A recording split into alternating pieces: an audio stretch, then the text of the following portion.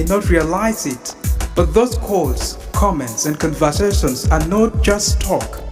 They are acts of public participation, the heartbeat of a free and open society. By speaking up, you help hold leaders accountable, raise community issues, and shape national conversations. Without your voice, the microphone goes silent. Keep calling, keep talking, because when the people speak, democracy breathes. Looking for the perfect radio partner? iRadio is your answer. Why choose iRadio? Here are the 5 compiling reasons. Trust and reach. iRadio stands as the most trusted and popular radio station in South Sudan. Backed by recent surveys with a loyal listener base, your message will reach a wide audience effectively. Extensive network. iRadio is not just a radio station. It's a network of interconnected stations. When you partner with iRadio, we'll broadcast your program across multiple locations such as Wow, Awil, Kwajok, Yambio, Bor, Rang, Malakal, and Balid, ensuring maximum coverage and impact. Regional presence. iRadio footprint extends to the states of Western. Live from Juba, on air and online. This is iRadio News.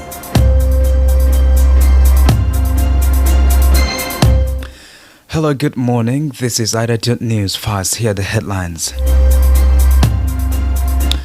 The Bank of South Sudan has announced it will roll out the country's first ever national interbank payment and settlement system in the second week of September.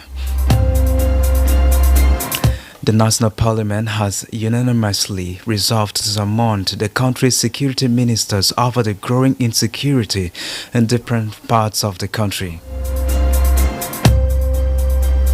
President Kiir on Monday night issued a series of presidential decrees announced on the state-run SSBC, relieving and reappointing some government officials.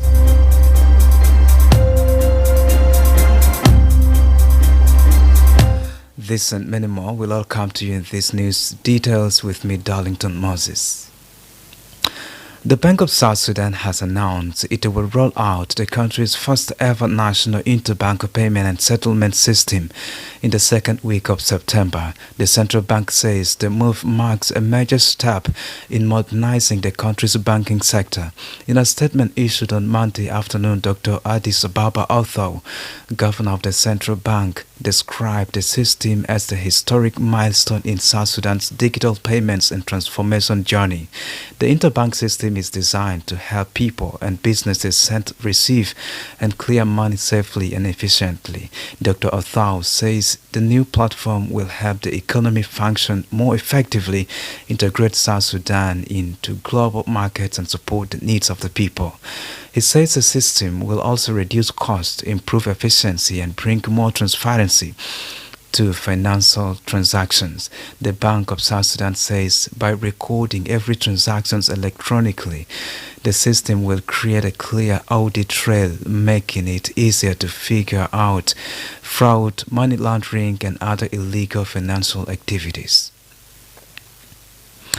The National Parliament has unanimously resolved to summon the country's security ministers over the growing insecurity in different parts of the country. Those summoned include the Ministers of Defense and Veterans Affairs, Interior, National Security, and the chairpersons of the National Transitional Committee. The resolution followed a motion tabled by Paul Yaone Bonsu, who raised alarm over growing violence, including revenge killings, cattle raids, road ambushes, looting, and child abductions, which is said have continued to claim lives since 2013.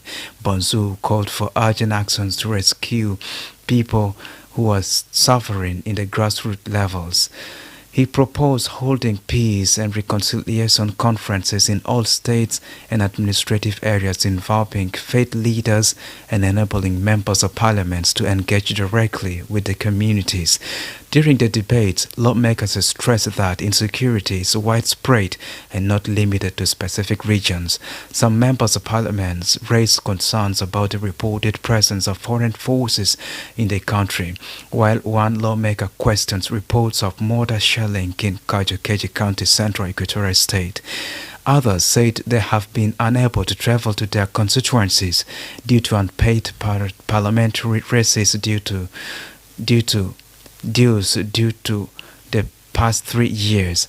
Some cited the lack of security escorts, with one pointing to the killing of the fellow MP in Nasser County, Upper Nile State, as an example of the risk they face. The summoned ministers are expected to present a comprehensive report on the national security situations in the country. This is iRadio News, and now before the international scene, President Salva Kiir on Monday night issued series of presidential decrees announced on the state-run SSBC. The decrees affected both national and state-level leadership. In Western Equatorial State, Kiir relieved Emmanuel Primo Kelo, a member of the SPLM-IO, as governor and appointed Sheriff Daniel Sheriff as the new governor. Sheriff is also a member of the SPLM-IO. Kiir also made changes in the South Sudan Revenue Authority, removing Taban Abel Agwek as Deputy Commissioner General and appointing John Mading Bol Makwach in his place. He then went to relieve Weg Mamer Kwal, Dr. Joseph Gang Akech, and Mary Nawai Martin from their respective roles as Ministers of Justice and Constitutional Affairs, Youth and Sports, and Parliamentary Affairs respectively. He subsequently appointed Dr. Joseph Gang Akech as Minister of Justice and Constitutional Affairs and Mary Nawai Martin as the new Minister of Youth and Sports. Meanwhile, Kiir reappointed Dr. Weg Mamer Kwal as the new Minister of Parliamentary Affairs. The President also made a new appointment, naming Sarah Peter Nyot as Consul General in the Ministry of Justice and Constitutional Affairs. No reasons were given for the changes. And now to the international scene. A landslide has killed at least 1,000 people in the remote Mara Mountains in western Sudan, according to the rebel group, the Sudan Liberation Movement or Army. Days of heavy rains triggered a landslide on Sunday, which left just one survivor and leveled much of the village of Tarasin, the group said in a statement. The movement has appealed for humanitarian assistance from the United Nations and other regional and international organizations. Many residents from North Darfur State had sought refuge in the Mara Mountains regions after war between the Sudanese army and the paramilitary rapid support forces forced them from their homes. And finally, more than 800 people have died after a magnitude 6.0 earthquake hit eastern Afghanistan late on Sunday, the United Nations Humanitarian Agency says, citing preliminary reports. Hot meals and blankets are being prepared by the United Nations. Its lead coordinator in Afghanistan told the BBC the earthquake struck the remote and mountainous Kamar province. Block roads, meaning rescue operations are difficult and need to be carried out by air, with helicopters trying to reach affected areas.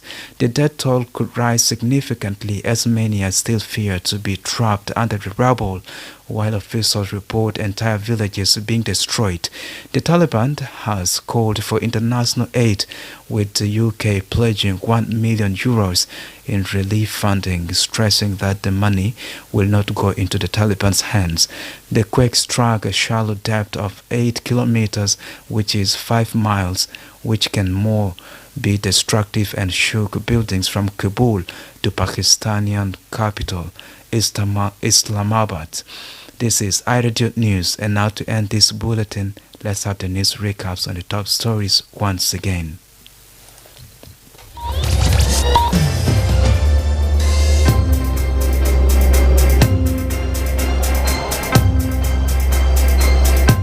The Bank of South Sudan has announced it will roll out the country's first ever national interbank payment settlement system in the second week of September. The National Parliament has unanimously resolved to summon the country's security ministers over the growing insecurity in different parts of the country. And President Kiir on Monday night issued a series of presidential decrees announced on the state-run South Sudan Broadcast Corporation, relieving and reappointing some government officials. That's the end of iRadio Morning News. If there's a story or an event you'd like iRadio to cover or report about, please send us a text message on +211 25 287 870. It's also our WhatsApp number. Follow us on X at iRadio Juba, like our Facebook page, iRadio. Subscribe to our YouTube channel at iRadio South Sudan. You can also visit our website and listen to us online at www. Stay tuned for news in Arabic at the top of the hour. I am Darlington Moses. Thanks for listening.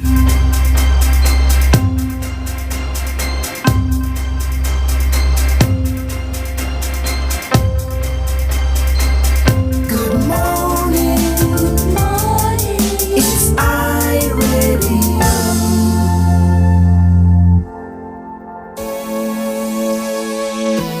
صوتك مهم أكتر ما تتصور. في كل مرة بتتصل فيه بإذاعة آي راديو، في كل مرة بتشارك فيه وجهة نظرك، وفي كل مرة بتدلي فيه رأيك على الهواء. أنت بتمارس حرية التعبير، أنت بتحمي حرية الإعلام، أنت بتحافظ على حيوية الإذاعة المستقلة، وأنت بتشارك بفعالية في عملية الحوكمة.